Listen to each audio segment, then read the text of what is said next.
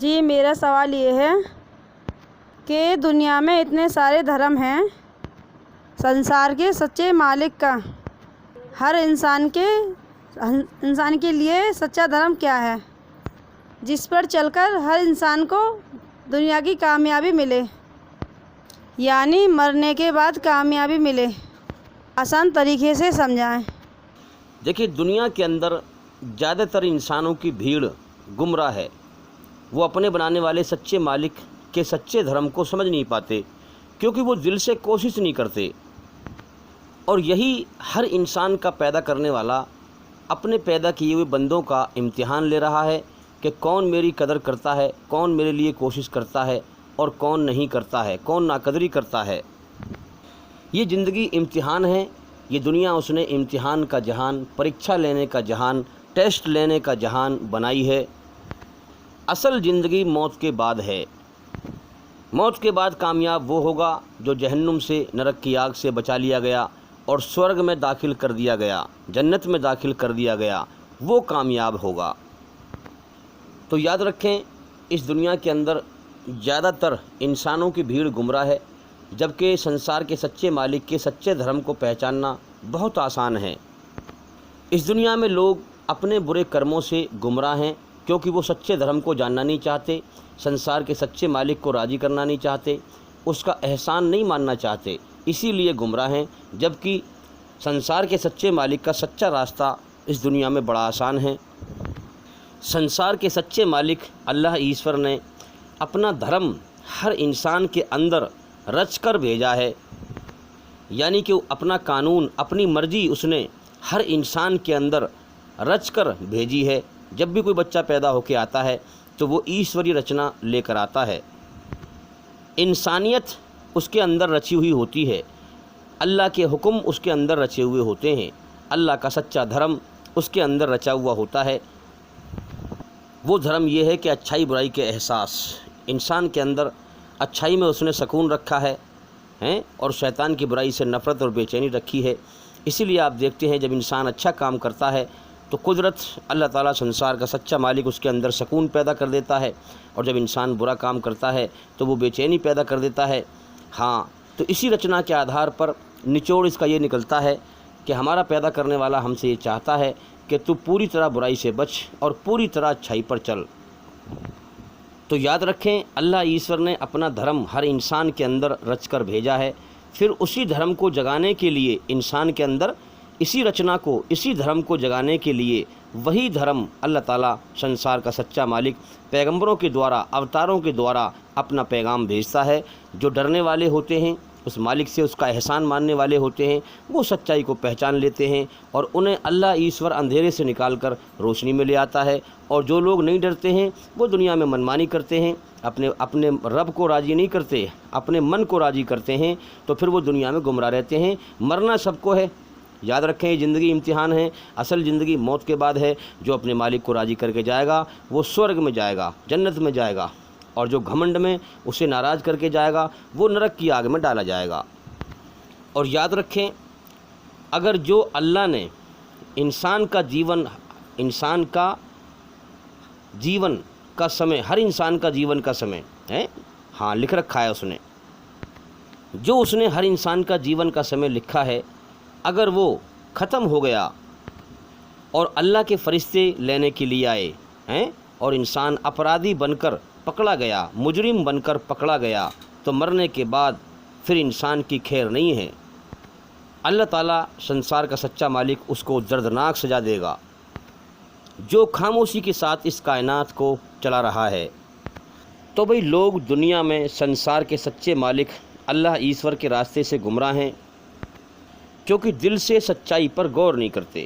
سچا راستہ قرآن میں بیان کیا گیا ہے، قرآن مجید میں اسپشٹ روپ سے سمجھایا گیا ہے۔ وہ یہ ہے کہ اللہ قرآن میں سورہ الشمس میں فرماتا ہے کہ یہ زندگی ٹیسٹ ہے، ہم یہاں پر ٹیسٹ لے رہے ہیں، کون میری قدر کرتا ہے اور کون ناقدری کرتا ہے، کون میرا احسان مانتا ہے اور کون انکار کرتا ہے۔ یہ زندگی کیا ہے؟ ٹیسٹ ہے۔ اصلی زندگی مرنے کے بعد ہے۔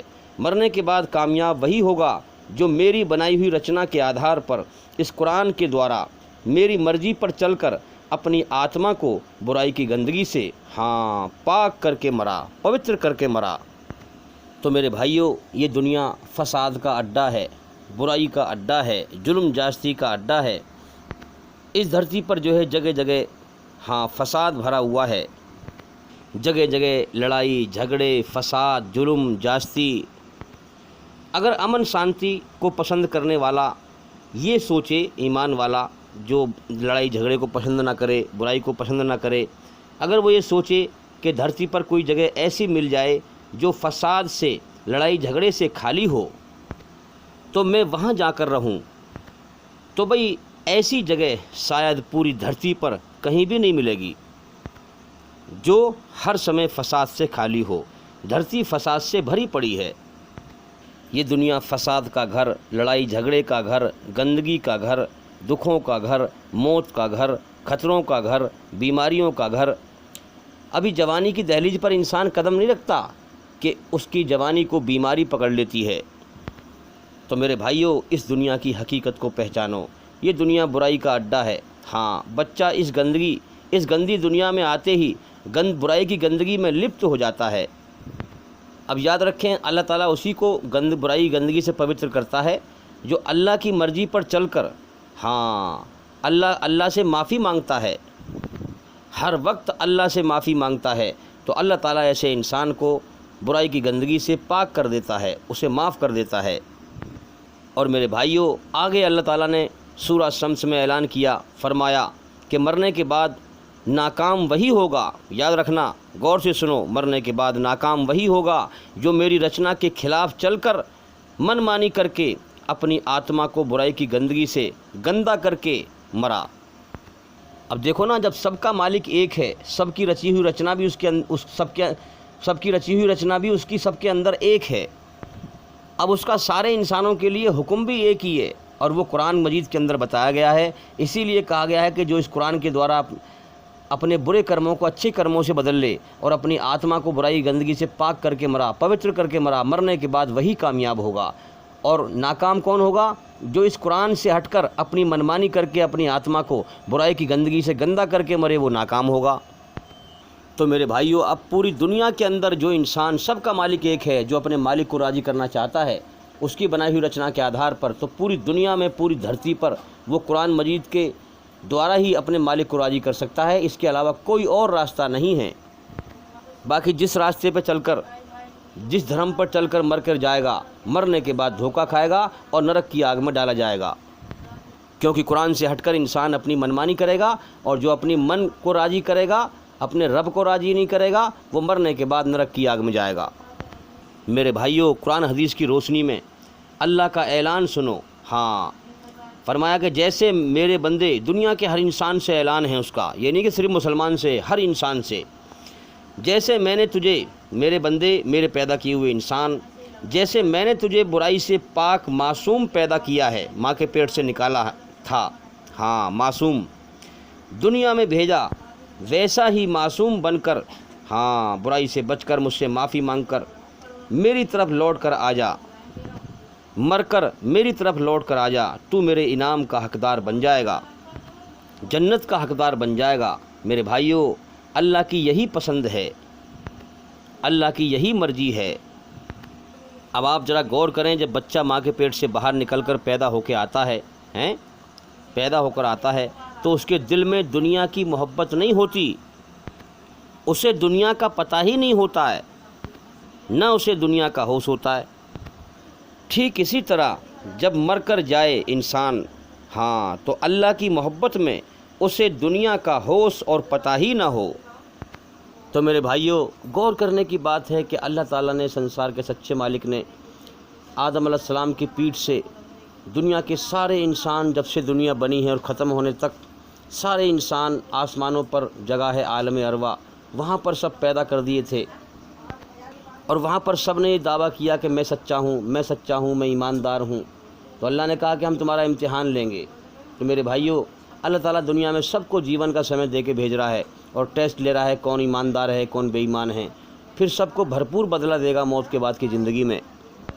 سب کو جیون کا سمے دے رہا ہے، امتحان لے رہا ہے۔ میرے بھائیوں، کامیاب وہی ہوگا جس نے اپنے مالک کی قدر کی، اپنے مالک کا احسان مانا کہ اس نے مجھے جیون دیا ہے، مجھے کھلا رہا ہے، مجھے پلا رہا ہے، اور اس کی پہچان کر کے اسے راضی کر، اس کے حکموں کو پہچان کر کے اسے راضی کر کے مرا۔ یاد رکھیں، زندگی زندہ دلی کا نام ہے، زندگی زندہ دلی کا نام ہے۔ جس کے دل اللہ کی یاد سے مردہ ہیں ان کی کوئی زندگی نہیں ہے۔ وہ جانور سے بھی بدتر ہیں جو اپنے مالک کا احسان نہیں مانتے۔ اللہ کو جھوٹ، برائی، فساد پسند نہیں ہے۔ جھوٹ جہاں ختم ہوتا ہے سچ وہیں سے شروع ہوتا ہے۔ میرے بھائیوں، پوری کائنات کو اللہ چلا رہا ہے۔ قرآن میں کہا گیا ہے الحی القیوم۔ الحی القیوم کا مطلب کیا ہے؟ الحی القیوم کا مطلب ہے اپنی ہر پیدا کی ہوئی چیز یعنی اپنی مخلوق کو پیدا کر کے اس کی ہر ضرورت کو پوری کرنے والا۔ وہ زندہ، قائم اور دائم ہیں اللہ تعالیٰ۔ اللہ تعالیٰ یاد رکھیں وہی اس کائنات کو چلا رہا ہے، زندہ، قائم اور دائم ہیں۔ اس کے سوا کوئی کسی کی ضرورت پوری نہیں کر سکتا، کوئی کسی کے دکھ دور نہیں کر سکتا۔ اس لیے ہم اللہ کا احسان مانیں، اسے پہچانیں۔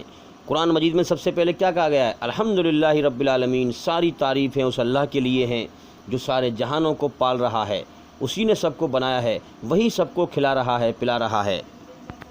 الرحمن الرحیم، وہ بڑا مہربان، بہت رحم کرنے والا ہے، بڑا کرپالو، بڑا دیاوان ہے۔ جو اس کی رچنا کے خلاف ظلم کرتا ہے اسے ایک دم سے نہیں پکڑتا ہے۔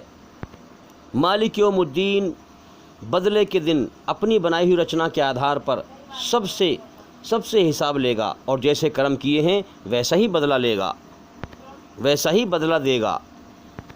ہم اللہ سے پرارتھنا کریں، دعا کریں، ایاک نعبد و ایاک نستعین، اے اللہ ہم تیرے ہی آگے سر جھکاتے ہیں، تیری ہی بندگی کرتے ہیں، تجھ ہی سے مدد مانگتے ہیں، تیرے ہی آگے ہاتھ پھیلاتے ہیں۔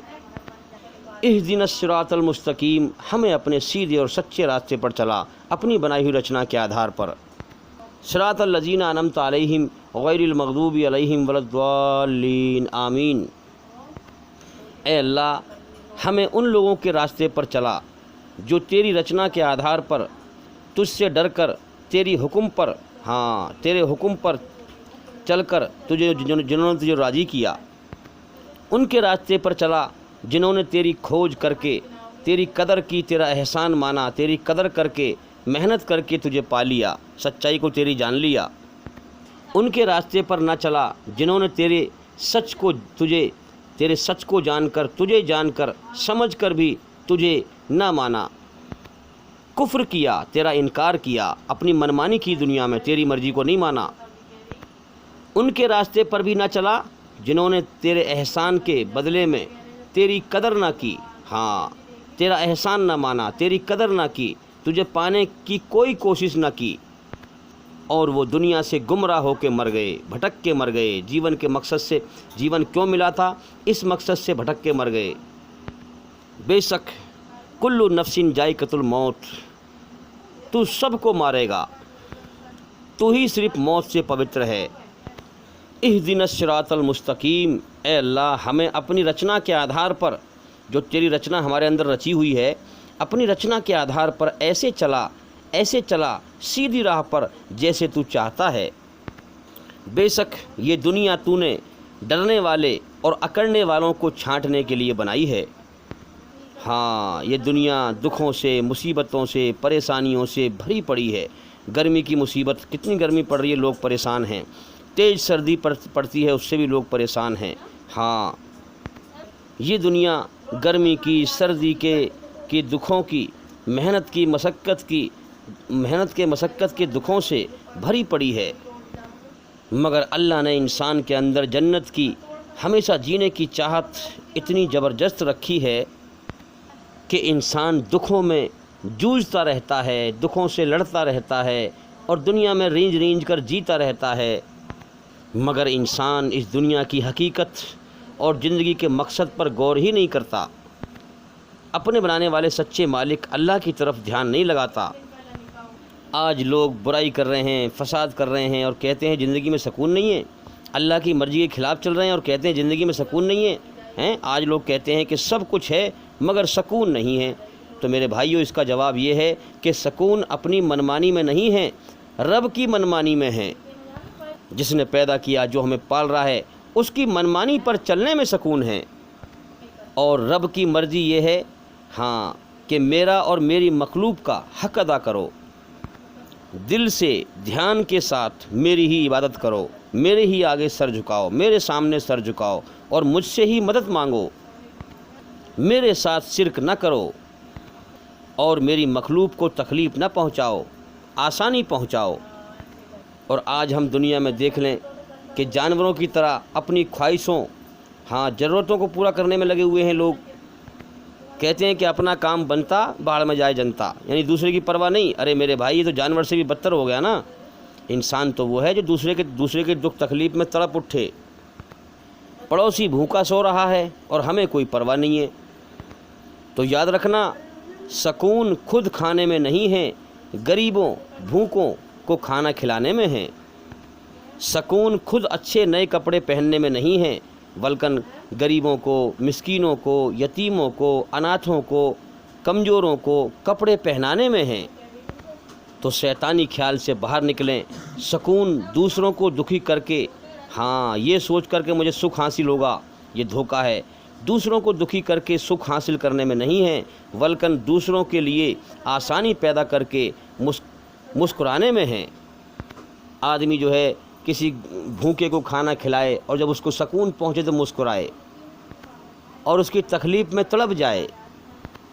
ایک عالم صاحب کے پاس ایک فیکٹری مالک کا فون آیا کہ جی مجھے نیند نہیں آتی، گولیاں کھا کر بھی، کوئی وظیفہ بتائیں جو مجھے نیند آئے۔ عالم صاحب نے کہا کہ میں صبح بتاؤں گا آپ کو۔ تو کہنے لگا کہ نہیں، ابھی بتائیں۔ تو عالم صاحب نے کہا ٹھیک ہے، میں بتا رہا ہوں، آپ اسے کرنا۔ تو کہنے لگا بتاؤ۔ فرمایا کہ آپ جو اپنے فیکٹری میں اپنے نوکروں کے ساتھ جو بدتمیزی کرتے ہیں، بدسلوکی کرتے ہیں، وہ آپ کے چرچے بڑے مشہور ہیں، سب کو پتہ ہے۔ تو جو آپ کا نوکروں کے ساتھ برا رویہ ہے اس کو بدلیں، صبح جا کر کے اور اکڑ کے نہیں، گھمنڈ میں نہیں، انہیں بھی انسان سمجھیں، وہ بھی اللہ کے بندے ہیں، تم بھی اللہ کے بندے ہو۔ تو جو ہے اللہ کے نزدیک سب برابر ہیں، اگر کوئی بڑا ہے تو وہ بڑا ہے جو اللہ سے ڈرتا ہو۔ تو صبح جا کر نوکروں سے مصافحہ کریں، ان سے ان کا حال پوچھیں، اگر کوئی پریشان ہو تو اس کی مدد کریں، اس کے لیے آسانی پیدا کریں۔ یہی اللہ کا حکم ہے کہ میری دھرتی پر فساد نہ پھیلاؤ۔ تو آپ جو ہیں اس کرم کو کریں، اس کے بعد اس کرم سے سکون کا، قدرت کا نتیجہ دیکھیں۔ جیسے کرم کرو گے اللہ تعالیٰ ویسا ہی نتیجہ دکھائے گا۔ میرے بھائیوں، جب زندگی میں سکون نہیں ہے تو بھرمار دولت کا کیا فائدہ ہے؟ تو میرے بھائیوں، اس فیکٹری مالک نے یہ عمل کر کے چوتھے دن فون کرا عالم صاحب کے پاس کہ اب میں نے گولیاں کھانی چھوڑ دی ہیں، اب مجھے بغیر گولی کھائے اچھی نیند آتی ہے، سکون سے نیند آتی ہے، رات کو جو ہے بہت سکون سے نیند آتی ہے۔ تو یاد رکھیں، سکون اپنی تکلیف دور کرنے میں نہیں ہے، بلکہ دوسروں کی تکلیف دور کرنے میں ہے۔ غریبوں کی، کمزوروں کی سہایتا کرو، ان کی مدد کرو۔ اللہ نے موسیٰ علیہ السلام سے پوچھا کہ یا اللہ، اگر ہم تجھے دنیا میں ڈھونڈے کہاں ملے گا؟ فرمایا کہ میں ان ٹوٹے ہوئے دلوں میں رہتا ہوں جن کی ایک تمنا تو پوری ہوتی ہے اور 1000 قربان ہو جاتی ہیں۔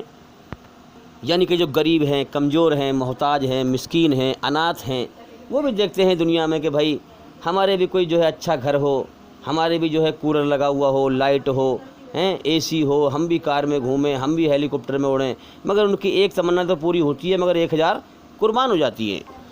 ایک اللہ والے نے پوچھا کہ یا اللہ، ہم تجھے دنیا میں ڈھونڈیں، تجھے کہاں پائیں، تو کہاں ملے گا؟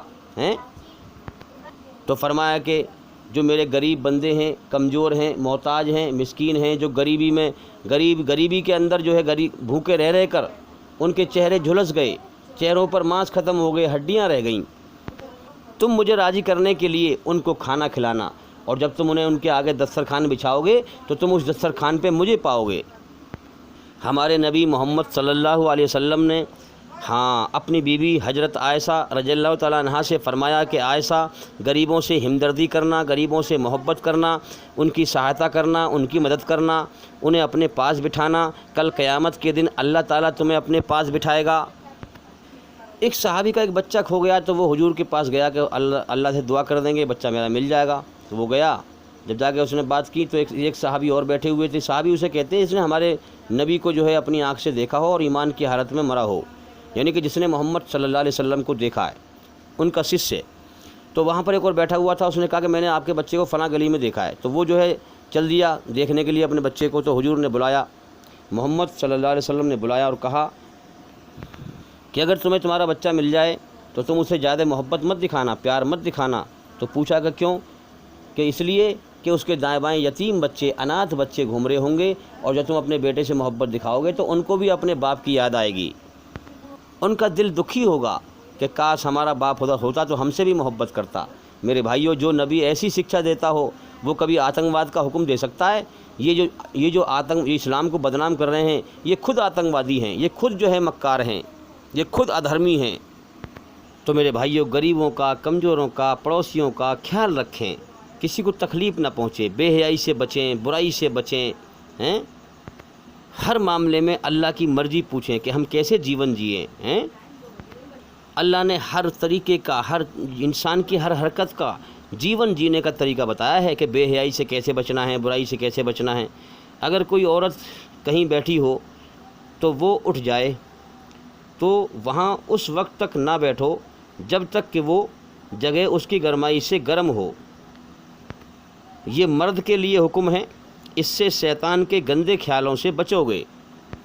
تو میرے بھائیوں، سچا دھرم سنسار کے سچے مالک کا، تمہارے سچے بنانے والے مالک کا دھرم تمہارے خود کے اندر ہے، اس کی رچنا تمہارے اندر ہے، اس کے دھارمک آدیش تمہارے اندر ہیں، اور اسی رچنا کے آدھار پر وہ اپنے دھارمک آدیش بھیجتا ہے پیغمبروں کے دوارا۔ اور آج کے زمانے میں، آج کے دور میں پوری پرتھوی پر وہ قانون قرآن مجید کے اندر ہیں جو اسپشٹ روپ سے سمجھائے گئے ہیں، اسی قانون کے بارے میں ہم بات کرتے ہیں اور اپنے چینل میں گیان بتاتے ہیں۔ اس لیے میں بار بار کہتا ہوں کہ ہمارے چینل کے اندر جا کر کے ایک ایک کر کے سبھی ویڈیو دیکھیں تاکہ آپ جلدی سے جلدی اندھکار سے نکل کر روشنی میں آئیں۔ تو بھی میں امید کرتا ہوں کہ سوال کا جواب ہو گیا، اور بھائی انشاءاللہ زندگی رہی تو پھر ملاقات ہوگی۔ السلام علیکم ورحمۃ اللہ وبرکاتہ۔